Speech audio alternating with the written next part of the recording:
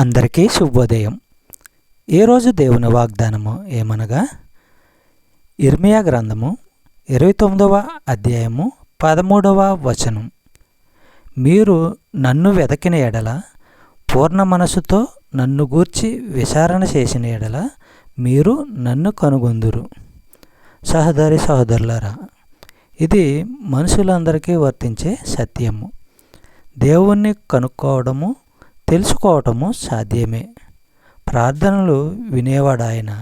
మనసారా ఆయన్ను వెతికిన వారికి జవాబిస్తాడు.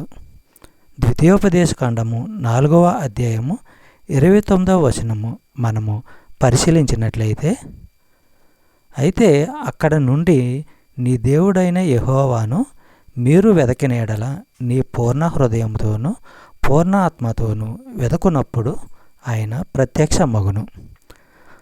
దేవుడైన యెహోవాను ఎలా వెతకాలంటే, హృదయపూర్వకంగా సంపూర్ణ ఆత్మతో దేవుడిని వెతికితే ఆయనను మనము కనుగొనవచ్చు. చెప్పబడిన వాగ్దానము దేవుడు దీవించి ఆశీర్వదించును గాక. ఆమేన్.